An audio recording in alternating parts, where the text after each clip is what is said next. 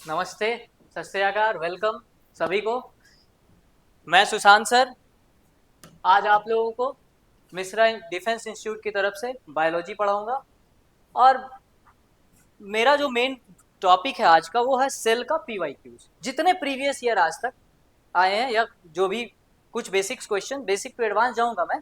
और सेल एक ऐसा टॉपिक है जिसको सभी कॉम्पिटिटिव एग्जाम में पढ़ना ही होगा। तो देखिए, हमारे है हौसला बुलंद है तो मंजिल पास है। हौसला बुलंद है तो मंजिल पास है। जब सुशांत सर आपके साथ है तो बायोलॉजी की कोई चिंता करने की आपको जरूरत है नहीं। सबसे पहले अब जो मेरा मेन जो हम लोगों का ये है NDA, CDS, F CAT, Y group, ICG, SSR, AAA, CPO, SI, SSC, GD, इसके अलावा और भी जो भी कॉम्पिटिटिव एग्जाम्स है, क्योंकि ये तो एक ऐसा टॉपिक है जो आपको हर जगह पढ़ना ही पढ़ना है। चलिए, तो हम शुरू करते हैं आज का पीवाईक्यूज आप लोगों के साथ। पहला, the first question is unicellular microscopic organism were first studied by. तो पहले तो मैं बता दूं कि जब यूनिसेलुलर आता है तो यूनिसेलुलर का मतलब होता है यूनि मीन्स सिंगल, यानी एक कोशिका वाले सेल की जब बात करेंगे तो वो तो माइक्रोस्कोपिक होगा, वो आंख से दिखेगी नहीं। तो माइक्रो का मतलब ही होता है वेरी टाइनी। तो अब आते हैं कि इसमें कौन सा होगा पहला आंसर, कि पहला फर्स्ट किन्होंने स्टडी किया। तो पहला Robert Hooke, Louis Pasteur, Priestley, Leeuwenhoek. इसे किसने स्टडी किया था? लुवेन हॉक ने किया था। तो Leeuwenhoek is the first. और आपको ये बताते चलता हूं मैं कि Leeuwenhoek is the father of microbiology. इन्हीं को फादर ऑफ माइक्रोबायोलॉजी भी कहते हैं, फादर ऑफ माइक्रोबायोलॉजी। इनको फादर ऑफ माइक्रोबायोलॉजी भी कहते हैं। तो चलिए अब नेक्स्ट क्वेश्चन की ओर बढ़ते हैं। और हमारा दूसरा क्वेश्चन है cell theory is not applicable for. Cell theory किसके लिए एप्लीकेबल नहीं है? तो किसके लिए नहीं है? Bacteria, algae, fungus, virus. सबसे पहला बात बता दूं, सेल तो पहली बात, अगर जब वायरस की बात आ जाती है, जैसे इसका आंसर तो वायरस है, तो जब वायरस की बात आ जाती है तो वायरस एक ऐसा ऑर्गेनिज्म, इसको ऑर्गेनिज्म भी हम क्या बोले, ये एक ए सेलुलर ऑर्गेनिज्म बोलते हैं। वायरस क्या है? Connecting link between. ये क्या है? मान लीजिए हम एक तरफ लिविंग लिख दें और दूसरी तरफ लिख दें नॉन लिविंग। एक तरफ लिविंग, दूसरी तरफ नॉन लिविंग, तो ये दोनों के बीच का कनेक्शन है। ये हो गया आपके बीच का, ये हो गया वायरस। ना तो ये लिविंग में आता है ना ही नॉन लिविंग में आता है। चलिए आगे बढ़ते हैं। Next is the most likely method use to determine the ultra structure of cell organelles. Ultra मतलब बहुत ही उसके अंदर का स्ट्रक्चर, मतलब बहुत डीप स्टडी जब करने के बाद आता है तो उसको बोलते हैं अल्ट्रा स्ट्रक्चर। तो अल्ट्रा स्ट्रक्चर की जब बात करते हैं तो इनमें से किन मेथडों का टेक्निक का यूज करेंगे? Auto radiography, micro dissection, electron microscopy, phase contrast microscopy. तो हम किसका यूज करेंगे? इलेक्ट्रॉन माइक्रोस्कोपी का। क्यों करेंगे? क्योंकि इनमें से सबसे ज्यादा हाई रिजोल्यूशन किनका है? किसका है? तो इलेक्ट्रॉन माइक्रोस्कोप। चलिए नेक्स्ट क्वेश्चन में बढ़ते हैं। Omnis cellulae cellula, new cells arises from pre-existing cell. This statement was given by। ये स्टेटमेंट कौन दिया था? किसने ये स्टेटमेंट दिया था? तो सबसे पहला बात आया, ये सेल थ्योरी का स्टेटमेंट है। किसका स्टेटमेंट है? सेल थ्योरी का स्टेटमेंट, जो कि सबसे पहले ये स्टेटमेंट जो आपका ओमनिस सेलुले सेलुला, ये बाद में आया, रॉबर्ट विर्चो ने दिया। लेकिन उसके पहले जो सेल थ्योरी बना था या फॉर्मुलेट किया गया था वो थे स्लाइडन एंड स्वान। तो ये दोनों ने दिया था। तो ये स्टेटमेंट बाद में ऐड हुआ, जिसको मॉडिफाई किया किसने? रूडोल्फ विर्चो ने। इन्होंने कहा ओमनिस सेलुले सेलुला मतलब न्यू सेल अराइजेस। मान लीजिए कोई एक सेल है, इसी सेल से दूसरा सेल बनता है और फिर इसी सेल से तीसरा सेल इसी तरह सेल बनते जाएगा। यानी अगर हम लोग अपनी भी बात कर लें तो हम अपने पेरेंट्स से आए, हमारे पेरेंट्स उन उनके पेरेंट्स से आए। तो ये हुआ आपका सेल थ्योरी का। नेक्स्ट आते हैं, सेल थ्योरी वाज फॉर्मुलेटेड। अभी मैंने जस्ट आपको बताया कि सबसे पहले जो सेल थ्योरी को फॉर्मुलेट किसने किया था? तो ये स्लाइडन एंड स्वान कब किया था? 1838, 1939 में। चलिए आगे बढ़ते हैं। Next question, Golgi apparatus is absent in. अब गोल्गी की जब बात करें तो गोल्गी की अगर हम बात करते हैं तो गोल्गी क्या है? Golgi is a cell organelle. Golgi क्या है? सेल ऑर्गेनेल है। कैसा सेल ऑर्गेनेल है? मेम्ब्रेन बाउंड है। कैसा सेल ऑर्गेनेल है? मेम्ब्रेन बाउंड है, यानी इसके ऊपर क्या है? एक झिल्ली है, मेम्ब्रेन बाउंड। अच्छा, इसी गोल्गी apparatus को हम प्लांट में गोल्गी apparatus नहीं बोल के डिक्टियोजोम्स बोलते हैं। क्या बोलते हैं? डिक्टियोजोम्स। और ये मेम्ब्रेन बाउंड जब भी बात करेंगे तो मेम्ब्रेन बाउंड केवल और केवल किस में होते हैं? यूकैरियोटिक सेल में होते हैं। किस में होते हैं? यूकैरियोटिक सेल में होते हैं। तो अब यहाँ पे देखिए, हाइयर प्लांट्स ऑब्वियस सी बात है यूकैरियोटिक है। ईस्ट भी आपका है unicellular organism. Bacteria and blue green algae, ये क्या होता है? प्रोकैरियोटिक सेल होता है। तो इसका आंसर क्या होगा? Answer is C. Now next, आगे बढ़ते हैं।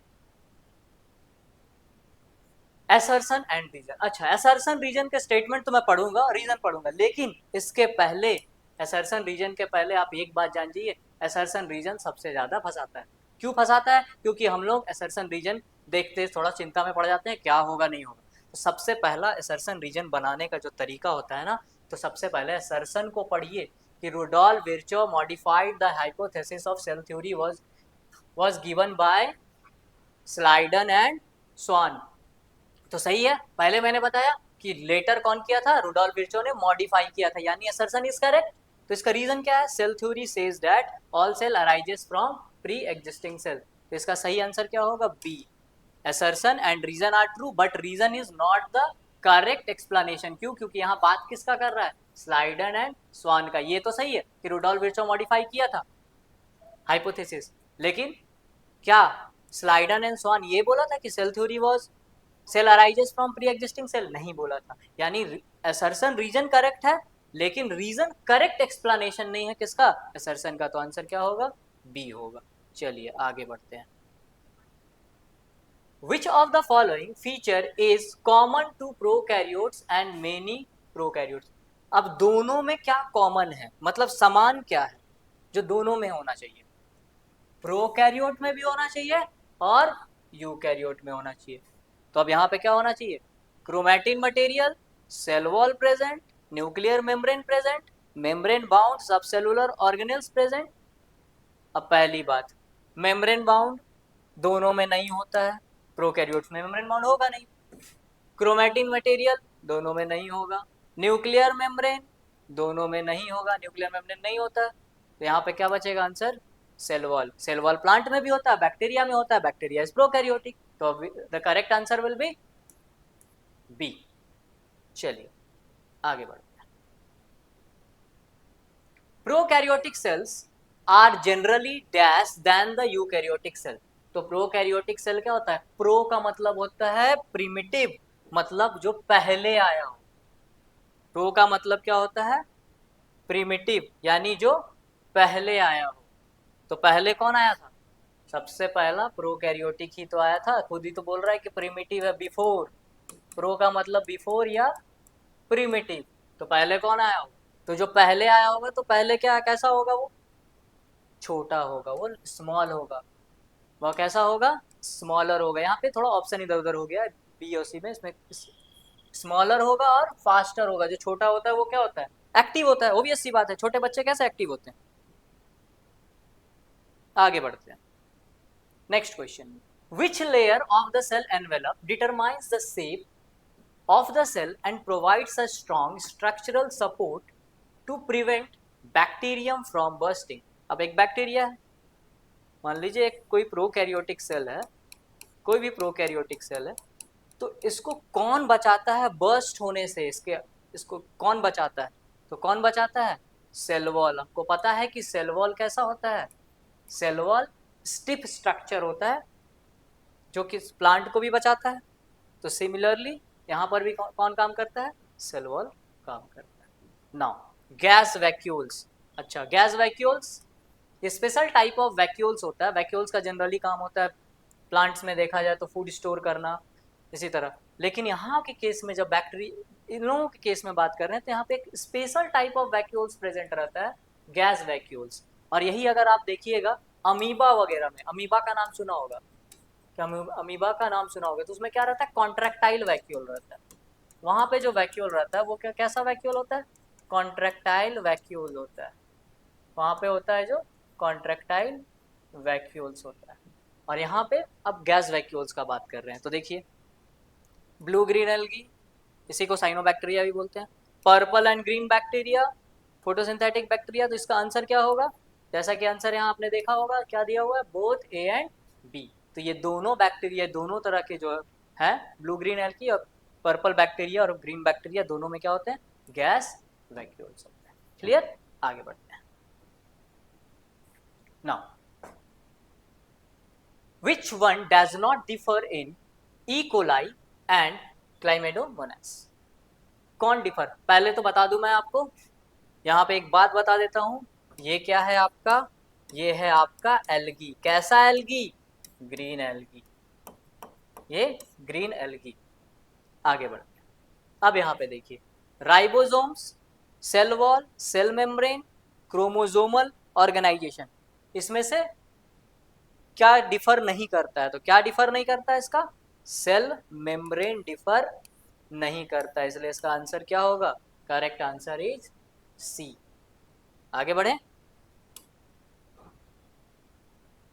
Next, extension of plasma membrane in prokaryotic cell is. अब एक बात बता देता हूँ, प्लाज्मा मेम्ब्रेन में यहाँ पे क्या होता है, जब सेल का स्ट्रक्चर को आप देखिएगा, तो जब सेल का स्ट्रक्चर देखिएगा तो यहाँ पे प्लाज्मा मेम्ब्रेन में इस तरह का एक्सटेंशन होता है। किस में होता है, प्रोकैरियोटिक सेल में होता है। ये इसको किस में हेल्प करता है, ये एक्सटेंशन हेल्प करता है रेस्पिरेशन में।